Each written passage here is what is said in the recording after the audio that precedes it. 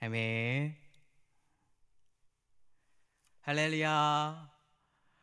네, 감사합니다. 오늘도 주님의 사랑과 은혜가 저와 사랑하는 성도 여러분들 흘러넘치기를 예수님의 이름으로 축복합니다.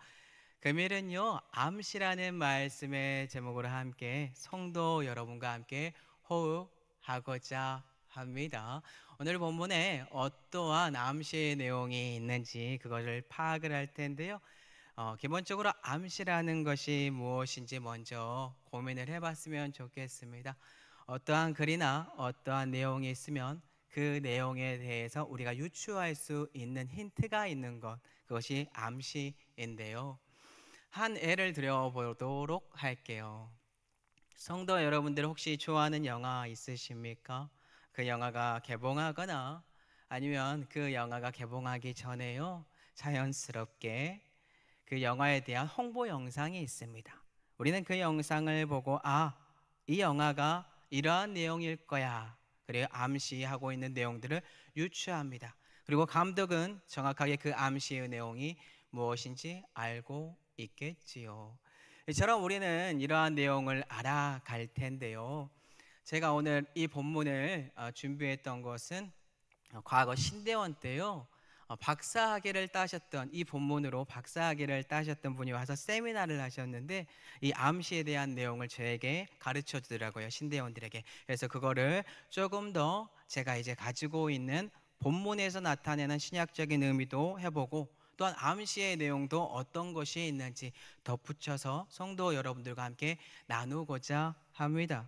자, 그러면 먼저 금요일 본문에 들어가기 전에 어떠한 장치를 하나씩 성도 여러분들이요, 가지고 가야 하는데 조금 어려울 수 있는데 쉽게 설명을 해보도록 하겠습니다. 먼저는요, 수사학을 성도 여러분들이 조금 알았으면 좋겠어요. 수사학이라는 것은요, 글이나 그리고 말로서 상대방을요 설득하는 기술입니다. 그 수사 기법 중에 오늘 우리가 가지고 갈 것은, 안경을 쓰고 가야 할 것은 뭐냐면요, 대차대구법입니다. 대차대구법은 뭐냐면요, 가장 위에 있는 내용과 그 글의 가장 끝에 있는 내용이 연관이 있어요. 그리고 그 다음 단락과 그 다음 끝에서 두 번째 내용이 연관이 있고, 중요한 내용을 가운데다가 둡니다. 이 가운데 내용을 자연스럽게 알면 전체가 보인다라는 거예요. 더 쉽게 설명하면, 혹시 햄버거 좋아하십니까? 햄버거로 예를 한번 드려보도록 할게요. 햄버거는요, 그 특색의 이름, 가운데 있는 그 이름이 그 햄버거의 이름이 됩니다. 가령 불고기 버거는 그 불고기 패티가 그 햄버거의 이름이 되고요, 새우 버거는 새우 패티, 가장 중심에 있는 그 새우 패티가 그의 이름이 됩니다. 그럼 햄버거를 볼게요. 맨 아래 빵이 있고요, 맨 위에 빵이 있어요. 똑같은 내용입니다. 그리고 그 위에 어떤 걸 하냐면 양상추나 채소, 기타 등등 소스를 뿌려요. 그리고 가장 중요한 것을 가운데 고기 패티로 둔다라는 것입니다.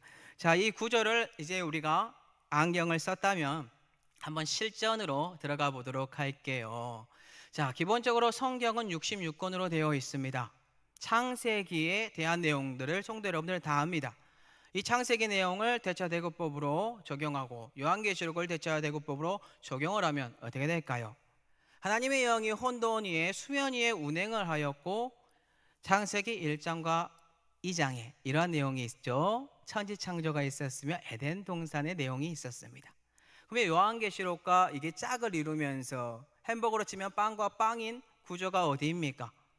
요한계시록의 맨 마지막에 있는 20장과 21장입니다. 거기에는 새 하늘과 새 땅이 있으며 새 예루살렘이 임할 것을 우리에게 알려주고 있고, 주 예수여 속히 오시옵소서. 혼돈 중에 하나님의 영이 임했던 것처럼 주 예수여 이제는 다시 오셔서 이것을 이루어 주옵소서.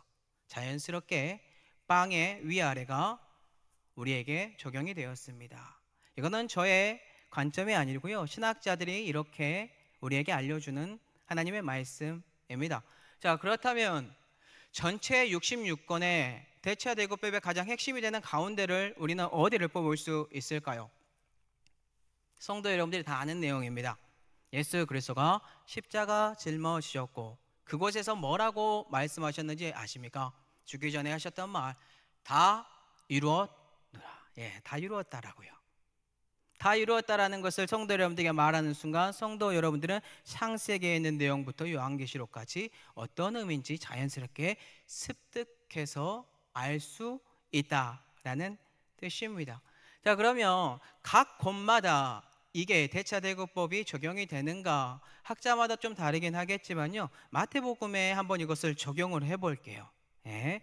마태복음에 적용을 해서 마태복음 1장과 마태복음 맨 마지막 장에 있는 28장을 한번 볼 텐데요, 마태복음 1장 23절하고 28장 20절입니다. 어떻게 연결되는지 볼게요. 그의 이름은 임마누엘이라 하리라 하셨으니 이를 번역한즉 하나님이 우리와 함께 계시다 함이라. 마태복음 28장입니다. 내가 너희에게 풍부한 모든 것을 가르쳐 지키게 하라 볼지어다 내가 세상 끝날까지 너희와 항상 함께 있으리라 하시니라. 지금 현재요, 마태복음은요, 아브라함과 다윗의 자손 예수 그리스도의 계보의 내용을 포함하면서 예수 그리스도가 우리와 함께하는 하나님이다라고 알려주고, 맨 마지막에도 하나님께서 우리와 함께한다라는 내용으로 우리에게 접목을 시킵니다. 자, 그러면 여기에서 햄버거의 패티가 되는 가장 중심이 되는 마태복음의 가운데가 어디일까요? 네, 학자마다 다를 수 있지만 저는 마태복음 13장이 마태복음의 핵심이다, 암시하고 있는 내용이고 전체적인 흐름을 파악할 수 있다라고 봅니다. 마태복음 13장은 어떠한 내용입니까? 하나님 나라 말씀이에요. 천국 비유의 말씀, 네 가지 씨를 뿌리는 것, 가라지 비유, 기타 등등 하나님께서 하늘나라에 대한 주의 복음을 그곳에 숨겨두었고 그 복음이 하나님이 함께함으로 계속해서 퍼지는 것을 우리에게 나타냅니다. 그러면 이제 마가복음으로 들어갈게요. 마가복음도 이러한 세강경을 이 수사 기법인 대차대구법으로 적용을 했을 때 우리에게 어떤 것을 알려주고 있는지 한번 볼게요. 마가복음 1장이랑요 마가복음 16장 마지막 절 한번 보도록 할게요. 하나님의 아들 예수 그리스도의 복음의 시작이라. 네, 마가복음 마지막 절입니다. 제자들이 나가 두루 전파할세 주께서 함께 역사하사 그 따르는 표적으로 말씀을 확실히 증언하시니라. 예수 그리스도의 복음으로 시작해서 예수 그리스도의 복음의 전파로 끝납니다. 마가복음 16장 15절에는 두루 다니면서 주의 말씀을, 주의 복음을 전파하라고 우리에게 알려주고 있습니다. 결국 하나님의 복음으로 시작해서 복음으로 끝나는 것이 위아래라면, 그러면 마가복음의 중심, 그리고 햄버거로 쳤을 때 그 가운데 고기 패티는 어디일까요? 네, 답변이 나왔으면 참 좋았을 텐데요, 오늘 본문이라는 거예요. 오늘 본문이 바로 그 중심의 내용이다라는 것입니다. 자, 그렇다면 이제 본문에 들어갈 텐데요, 바로 암시에 대한 내용을 여러분들에게 알려드리는 게 아니고요, 성경 오늘 본문에서 나타내고자 하는 먼저 기본적인 하나님의 말씀의 영적인 것을 성도 여러분들과 나누고, 마지막에 암시하고 있는 내용을 확장해서 어떻게 우리에게 하나님께서 말씀하고 있는지 그것을 나누면서 우리에게 적용하고 말씀을 마무리하도록 하겠습니다. 자, 금요일 본문 보니까요, 맹인이 등장합니다. 그리고 맹인이 예수 그리스도를 만나는 사건으로 시작돼요. 사람들이 그 맹인을 데리고 오는데요, 한번 볼게요. 본문 마가복음 8장 22절입니다. 베세다의 이름에 사람들이 맹인 한 사람을 데리고 예수께 나와 손대시기를 구하거늘. 자, 지금 현재요, 무명의 사람들이요 이 맹인을 지금 예수 그리스도 앞으로 데리고 왔습니다. 많은 사람들이 예수 그리스도를 만남으로 병 고침이 이루어진다라는 소식이 두루두루 이미 퍼져 있는 상황이기 때문에 사람들은, 병든 사람들이 있으면 주님께 와야 하는 상황이 지금 현재 본문에서 우리는 아주 쉽게 알 수 있습니다. 자, 그렇다면 지금 이 절을 통하여서 우리가 첫 번째로 가지고 갈 수 있는 것은 무엇일까요? 그것은 바로 이 무명의 사람들입니다. 성도 여러분들은 이 무명의 사람들에 대해서 주위에 정말로 갈급하고 어렵고 힘들고 병들어 있는 사람들을 예수 그리스도께 데리고 와야 한다라는 것입니다. 성경에요, 많은 무명의 사람들이 등장을 합니다. 성도 여러분들이 다 아는 내용이 있습니다. 무명의 사람들이 중풍병자를 데리고 와요. 예수 그리스도 앞으로 데리고 가고 싶은데 사람들이 너무나 많이 있습니다. 그들이 택한 방법은 지붕을 뚫고 그 중풍병자를 내림으로 예수 그리스도를 만나게 해요. 예수님은 그 사람의 죄를 사하여 주시고 그 병을 낫게 하였습니다. 그 사람에게 예수 그리스도께 데리고 갈 수 있었던 그 무명의 사람들이 우리가 되어야 한다라는 것입니다. 또 그럼 봐볼까요? 게네사렛에 가니까요, 또 사람들이 많이 있어요. 예수 그리스도의 복음이 이미 퍼져 있어요. 병든 사람들이 낫는다고 주님이 또 그곳에 왔네요. 무명의 사람들이 어떻게 하는지 한번 보도록 할게요. 마태복음 14장 35절에서 36절입니다. 그곳 사람들이 예수이신 줄을 알고 그 근방에 두루 통지하여 모든 병든 자를 예수께 데리고 와서 다만 예수의 옷자락에라도 손을 대게 하시기를 간구하니 손을 대는 자는 다 나음을 얻으니라. 아멘. 지금 여기서도요, 그곳의 사람들 이름이 등장하지 않아요. 무명의 사람들이에요. 성도 여러분들이 이 무명의 사람들에 대해서 정말로 예수 그리스도 앞에 그 사람이 오면 낫는다는 것을 믿는다면 그 사람을 데리고 오시기 바랍니다. 우리는 하나님을 만날 수 있는 공간이 있습니다. 그것이 바로 예배당입니다. 하나님의 말씀에 선포가 있고 인격적인 만남이 있으며 그들의 갈급한 심령에 예수 그리스도의 치유의 역사가 이루어질 수 있는 곳이 바로 이곳이기 때문에 성도 여러분들이 정말로 예수 그리스도를 믿는다면 무명의 사람들이 되어서 꼭 그 사람들을 주님의 말씀이 있는 곳으로 데리고 오시기 바랍니다. 그러므로 오늘날 병들고 마음에 많이 고달픈 사람들이 이곳에 와서 좀 치유받고 주님으로 말미암아 영적으로 성숙된 사람들이 됐으면 좋겠습니다. 자, 그러면 오늘 본문을 통해 또 두 번째 우리가 또 발견할 수 있는 게 있는데요. 두 번째는 뭐냐면요, 예수께 이 맹인의 손이 붙잡힌 것처럼 우리 사랑하는 성도 여러분들 예수님께 붙들려야 돼요. 한번 볼게요. 마가복음 8장 23절입니다. 예수께서 맹인의 손을 붙잡으시고, 무명의 사람들이 맹인을 예수 그리스도께 데리고 왔고 그 다음에 벌어진 사건이 무엇입니까? 예수님이 그 사람을 붙듭니다. 예수님이 붙잡았다는 것은 무엇이냐면 맹인이 예수님에게 자기를 맡겼다라는 거예요. 자기의 인격과 자기 마음의 준비가 되어 있지 않으면 이 사람은 자기 자신을 예수님께 맡기지 못합니다. 왜냐하면 우리는 자유의지를 가지고 있고 하나님은 인격 대 인격으로 만나기를 원하며 그 마음의 문이 열렸을 때 온전히 들어가기를 원하고 그의 손을 잡길 원합니다. 자, 그러면 하나님의 손에 붙들림 바 된 것을 사례를 한번 들어보도록 할게요. 우리는 최근에 새가족 초청 잔치를 우리는 했었습니다. 그때 안재우 소장님이 오셔서 어떤 것을 했는지 기억하십니까? 하나님의 손이라는 주제로 깡여사와 함께 하나님의 복음을 전파하였습니다. 안재우 소장님의 목을 하나님께서 강권하시고 은혜와 능력에 부어주시면서 그의 목이 컬컬하고 아프고 속상함에도 불구하고 그가 깡여사에게 손을 들자 깡여사는 복음의 도구가 되었고 주위에 있는 사람들은 놀라움에 금치 못하는 은혜가 펼쳐졌습니다. 그런데 그 깡여사에게 손을 뺐을 때, 예수 그리스도의 손이 없을 때, 하나님의 손이 없을 때는 어떻게 되었습니까? 그냥 인형입니다. 혼이 빠진 것처럼 아무것도 아닙니다. 주의 복음의 도구가 될 수가 없습니다.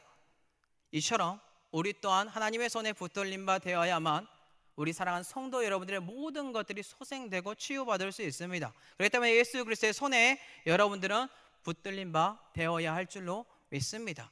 이 사건이 어떻게 이루어졌다고요? 먼저는 무명의 사람들의 손에 이끌림을 받았고 이제 예수 그리스도의 손으로 인계됩니다. 넘어가는 거예요. 그런데 대부분의 사람들이 사람들의 손에만 이끌려 있는 경우가 있습니다. 이걸 초등학문이라고 합니다. 예수님께 붙들림 바 되어서 주님과의 인격적인 교제가 흘러 넘쳤으면 좋겠습니다. 자, 이러한 사례를 그러면 또 들어볼 수 있어요.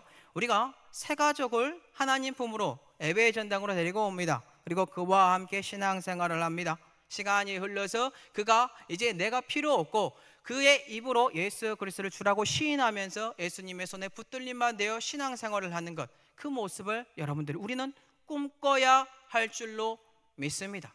이거로 최근에 이번 주죠, 너무나 감사하게도 유아 세례를 진행을 하였습니다. 제 아들, 둘째 아들 수윤이가 유아 세례를 진행했습니다. 부모님의 신앙으로 이 아이를 하나님께 드리고 부모님의 신앙으로 이 아이를 양육해야 합니다. 저의 손에, 부모의 손에 이끌림 받으여 그는 이제 교회로 오게 되었고 주님 품으로 오게 되었습니다. 그러면 이가, 제 아들이 언제 하나님의 예수 그리스도의 손에 정확하게 붙들림 받을까요? 초동환문에서 벗어날 수 있을까요? 이때가 되면 좋겠어요. 입교문답 때가 됐으면 좋겠어요. 왜 그럴까요? 그때는 자기가 자기의 신앙으로 주님을 만나 인격 대 인격으로 예수여 주님이 나의 구주십니다. 내가 십자가에서 죽었고 부활하였고 함께 세례를 받았으며 하나님의 성전에 참여하는 자가 되었습니다 라고 고백하는 자입니다. 이러한 은혜가 이때입니다. 이처럼 우리는 사람의 손에 이끌림 받아 신앙생활을 시작하였으나 결국에 예수 그리스도의 손으로 이끌림 받아 바뀌어서 걸어가야 할 줄로 믿습니다. 그러한 은혜가 우리 사랑하는 성도 여러분들에게 흘러넘쳤으면 좋겠습니다. 자, 그러면 오늘 본문을 통해 세 번째 우리가 가지고 갈 수 있는 게 또 무엇이 있을까요? 예수 그리스도의 손에 붙들림 바 되었으면요, 자, 이제 이 행동을 통해서 제가 이제 유추를 했는데요, 다른 것을 끄집어낼 수도 있어요. 그런데 저는 여기서 이 행동을 끄집어냈습니다. 뭐냐면 순종입니다. 자, 오늘 본문 마가복음 8장 23절 한번 보도록 할게요. 예수께서 맹인의 손을 붙잡으시고 마을 밖으로 데리고 나가사 눈에 침을 뱉으시며 그에게 안수하시고. 지금 현재 맹인의 상태가 어떻습니까? 예수 그리스도의 손에 붙들림 받으여 그가 원하는 대로 마을 밖으로 데리고 나가서 그의 눈에 침을 뱉고 그에게 안수하는 사건이 발생합니다. 그대로 순종해서 따라가는 삶을 보여줍니다. 맹인이 왜 이러한 모습을 보여줄 수 있습니까? 그는 간절히 소망하였고 남들의 조롱과 핍박 속에 고난 중에 있었으며 고통 중에 있었고 연약한 자였습니다. 이가 순종할 수 있었던 것은 이러한 연약함이 있었기 때문입니다.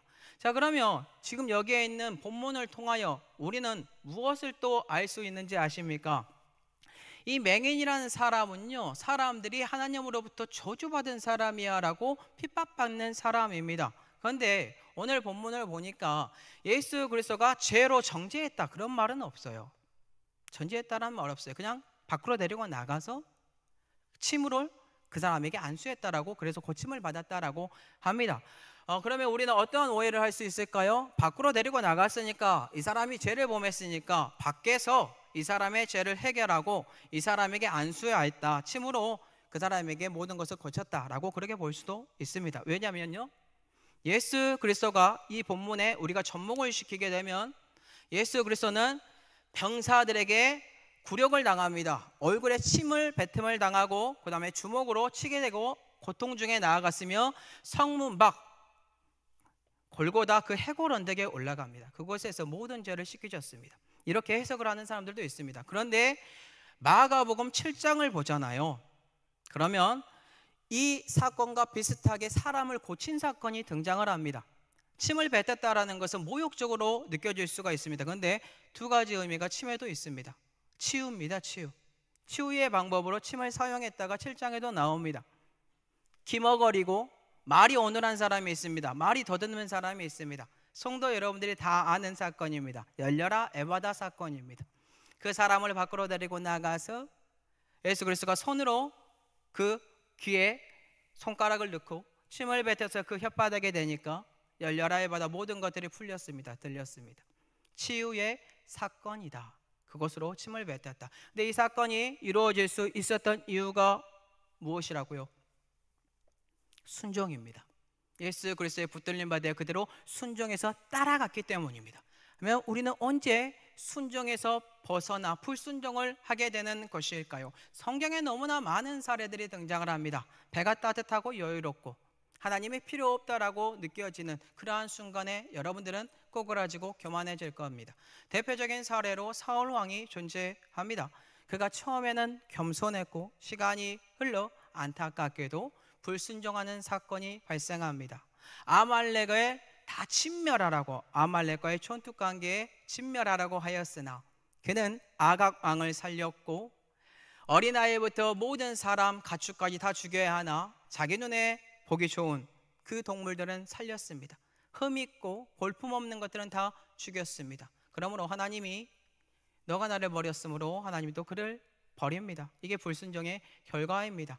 우리는 이러한 모습에서 돌이켜 연약한 자가 되고 의에 줄이고 목마른 자가 되어서 온전히 순종하는 은혜가 성도 여러분들에게 흘러넘쳤으면 좋겠습니다. 자, 그러면 오늘 본문을 통해 우리가 네 번째로 이제 가지고 갈 수 있는 게 뭘까요? 이제 이 내용을 통해서 암시의 내용까지 우리가 가지고 가고자 합니다. 예수 그리스도에게 붙들림 받은 이 병자, 이 맹인이 두 번 안수받는 사건이 등장하게 됩니다. 자, 마가복음 8장 23절에서 25절인데요. 다 같이 읽도록 하겠습니다. 예수께서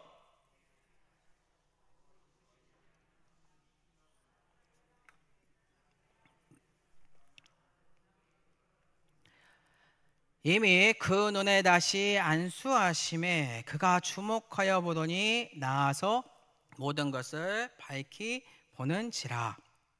아멘. 온전히 순종함으로 예수 그래서 자기 자신을 맡겼어요. 지금 사건이 어떤 사건이 벌어집니까? 예수님이 안수하셨어요. 네, 그 사람의 눈이 열려요. 근데 그 사람의 눈이 열렸는데 사람을 맨 처음에 보고요. 그 다음에 나무 같은 것들이 걸어가는 것을 봅니다. 두 번째 안수하는 사건이 발생합니다. 그러자 밝히 보는 사람으로 바뀝니다. 이 사건은 어떤 사건인지 아십니까? 믿음의 점진성입니다. 예수 그리스도께서 한 번에 이 사람의 병을 고칠 수 없었을까요? 아니요. 예수 그리스도는 단 한 번으로 이 사람을 치유할 수 있습니다. 그럼에도 불구하고 예수님은 그렇게 하지 않은 이유가 뭐라고요? 믿음의 점진성, 차근차근 믿음을 허락함으로 이 사람이 결국 밝게 보게 하는 것이었습니다. 자, 마가복음에요 맹인이 두 명이 등장해요. 맹인 사건이 오늘 본문이고요. 마가복음 10장에도 맹인 사건이 등장합니다. 마가복음 10장에는 바디메오예요. 바디메오가 예수 그리스도가 여리고에 왔다는 소식을 듣고 다윗의 자손이여 나를 불쌍히 여겨달라고 소리칩니다. 조용히 하래요. 사람들이 또 소리치고 또 소리쳐요. 그리고 예수 그리스도가 하셨던 말이 있어요. 무엇을 원하느냐? 무엇을 원하냐? 그때 그가 보기를 원한다. 여기서 핵심입니다. 예수님이 말을 해요. 네 믿음이 너를 구원하였느니라. 믿음의 점진성을 보여주는 거고 10장에서는 그 믿음으로 말미암아 그 점진성을 보여주고 있어요. 그렇다면 마가복음 처음 시작된 하나님의 아들 예수 그리스도의 복음의 시작, 그리고 마가복음 16장에 있는 우리가 온 만방에 만민에게 복음을 전해야 되는 이 제자들이 믿음의 점진성 속에 믿음이 확증이 되어 복음을 전하는 것, 뭡니까? 믿음이 자라나야 된다. 믿음이 있어야 하는데 초등학문에 머물러 있는 믿음이 아니라 장성한 분량의 믿음으로 말미암아 여러분들은 주님의 복음을 전해야 한다라는 뜻이에요. 자, 그렇다면 이 내용을 더 정확하게 두 번 안수해서 믿음의 확증을 가져야 하는데 어떻게 이 믿음의 확증을 가질 수 있는지 확장시켜 보도록 하겠습니다. 자, 맨 처음에 대처대구법 기억하십니까? 그 햄버거. 오늘 본문을요 그 구조 형식으로 그러면 본문 위와 본문 아래를 살펴보도록 할게요.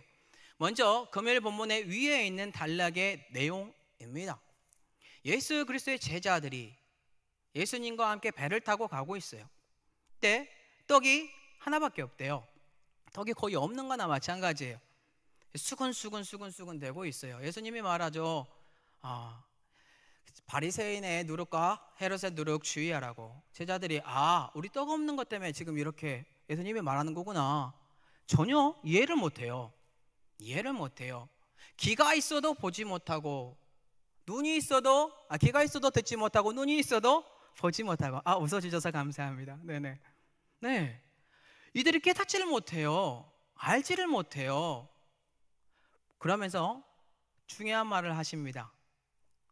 분명히 오병이어 사건은 이들이 경험을 했었어요. 물고기 2마리, 떡 5개로. 어떤 사건이 있었습니까? 5,000명이라는 사람들이 먹고 하나님께 영광을 돌렸어요. 그런 다음에 거둔 강주리가 뭐예요? 12바구니. 그리고요 7병이어가 있었죠. 떡 7개랑 작은 생선 2마리. 거기서도 많은 4,000명의 사람들이 먹였습니다. 그리고 거둔 바구니가 어떻게 되냐? 네, 너무나 감사하게 7강주리를 또 거둬요. 왜 그때 당시에 오병이어 사건과 7병이어 사건을 보았을 때는 정확하게 그 믿음으로 말미암아 보았는데 왜 지금은 보지 못하는 걸까요? 왜 깨닫지 못하는 걸까요? 첫 번째 안수에 있었던 그 사건을 여기에 접목을 시켜보겠습니다. 맨 처음에 분명히 사람이라는 것을 보았던 것처럼 오병이어 사건을 예수 그리스도와 함께 그 사건을 보았고 7병이어 사건을 정확하게 예수님과 함께 보았는데 왜 지금은 깨닫지 못합니까? 왜 나무가 걸어가는 것을 봅니까? 왜 떡이 없다고 지금 이렇게 행동을 하고 있는 것입니까? 이 믿음이 작용하지 않고 있습니다. 제대로 이 믿음이 성장하지 못했다라는 것을 우리에게 보여주고 있습니다. 자, 그렇다면 오늘 본문에 그리고 그 아래에 있는 단락의 내용을 한번 또 살펴보도록 하겠습니다. 어떤 사건이 또 펼쳐지게 됩니까? 예수 그리스도와 제자들이 길을 걸어가고 있는데 주님께서 물었습니다. 야, 사람들이 나를 누구라 하느냐? 세례요한이요, 엘리야요, 에레미야요, 선지자 중에 한 명입니다.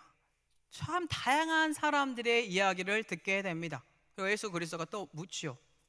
너희는 나를 누구냐 하느냐? 베드로가 참 멋진 말을 해요. 마가복음에는 주는 그리스도시니이다. 아무한테도 알리지 말라고 해요. 근데 이제 마태복음으로 한번 가볼게요.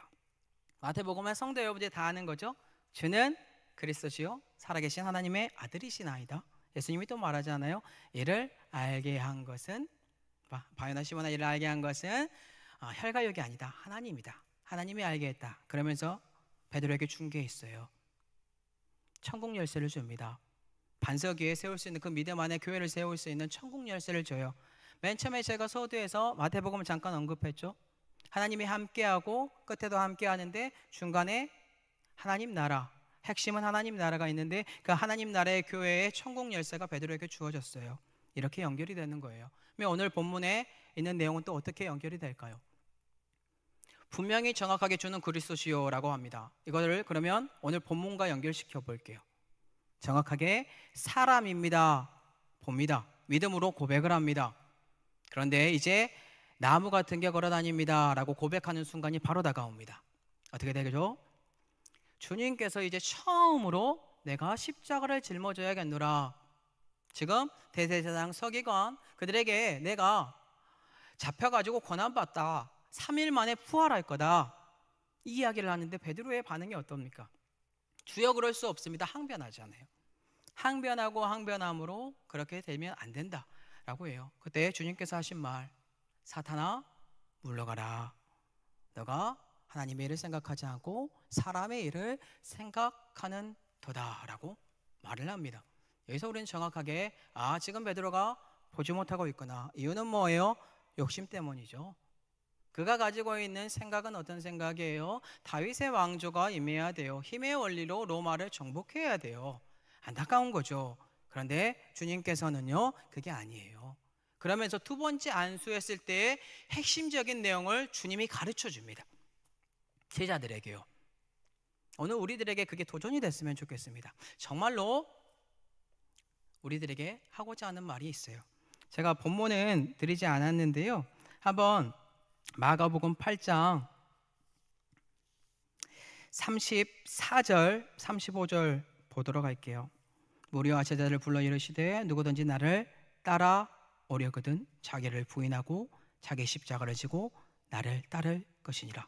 누구든지 자기 목숨을 구원하고자 하면 잃을 것이요 누구든지 나와 복음을 위하여 자기 목숨을 잃으면 구원하리라. 아멘. 정말로 믿음으로 주님을 따라가길 원하십니까? 성도 여러분들은 자기 자신을 부인해야 됩니다. 다윗의 베드로의 마음에 사탄이 임했던 것처럼 여러분들의 마음에 욕심이 있을까 합니다. 주 안에서 어떠한 번성과 번영을 원하는지 알고 있습니다. 그거 부인하시고 십자가 짊어지시기 바랍니다. 여러분들의 생명을 구원하고자 하면 여러분들은 죽을 겁니다. 그런데 주님과 주님의 복음을 위하여, 마가복음에 처음 어떻게 됐죠? 하나님의 아들 예수 그리스도의 복음의 시작이라 마가복음 16장 복음의 전파로 끝납니다. 이 복음을 위하여 여러분들이 십자가를 짊어지시고 믿음으로 말미암아 이 길을 걷는다면 어떻게 될까요? 여러분들은 구원을 받습니다. 이게 마가복음의 가르침이다라는 것입니다. 자, 제자들이 이 사건 이후에 변화됐을까요? 안타깝지만 변화되지 않았습니다. 예수 그리스도가 두 번째, 세 번째, 나 십자가 짊어져야 돼, 고난받아야 돼, 나 서기관 대제사장대에 팔려야 돼.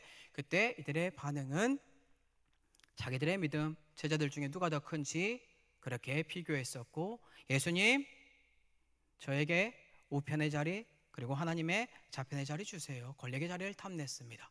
이들은 끝까지 모릅니다. 마가복음의 마지막 갈 때까지 그들은 모릅니다. 그들의 믿음은 성숙하지 못했습니다. 분명히 여자들이 예수 그리스도의 다시 부활함을 목격하였음에도 불구하고 이들은 믿지 않습니다. 주님이 다시 나타나서 알려주는 겁니다. 이게 두 번째 안수인 거예요. 성도 여러분들, 우리는 두 번째 안수가 필요합니다. 그리고 이 두 번째 안수의 해석은 사도행전에 자연스럽게 나오겠죠. 예수 그리스도가 죽으시고 부활했는데 믿지 않지만 그가 다시 나타나 40일간 가르치고 다른 데 가지 말아라, 여기서 기다려라, 기도해라, 주님의 말씀 묵상하면서 하나님이 허락하신 것을 기다려야겠죠. 여러분들에게 마음에 성령의 충만함이 있었으면 좋겠습니다. 그래서 믿음이 자라났으면 좋겠습니다. 그러므로 여호와께서 원하는 십자가를 짊어지고 세상 가운데 나아가 정말로 진실로 주님의 복음을 전했으면 좋겠습니다. 베드로의 마음에 있는 그 욕심이 여러분들의 눈을 흐리게 하고 사람이 아니라 나무가 걸어가는 것을 보게 할 겁니다. 그것을 오늘 버렸으면 좋겠습니다. 말씀 정리하겠습니다. 오늘 총 4가지 기억했으면 좋겠습니다. 첫 번째는요, 우리 사랑하는 성도 여러분들이 무명의 사람들이 되십시오. 무명의 사람들이 되셔서 예수 그리스도에게 정말 연약하고 예수님이 필요한 사람, 간절한 사람들 보일 거예요. 호스피스 변동 같은 경우 거기에 예수 그리스도의 복음이 잘 들어갑니다. 왜냐하면 그들은 갈급하거든요. 그들에게 복음을 전할 수 있도록 예수님 품으로 데려오시기 바랍니다. 그러면 두 번째, 예수님이 그 사람 붙잡습니다. 그리고 세 번째, 우리는 순종해야 됩니다. 하나님께 붙들림 받으여 순종하시기 바랍니다. 그리고 네 번째, 마지막입니다. 믿음의 점진성으로 장성한 분량에 이르는 신앙인들이 됐으면 좋겠습니다. 여러분들의 십자가를 짊어지시고 주 안에서 주의 복음을 위하여 만천하에 하나님의 복음을 전하는 은혜가 저와 성도 여러분들에게 흘러넘치기를 예수 그리스도 이름으로 축복합니다. 기도하겠습니다.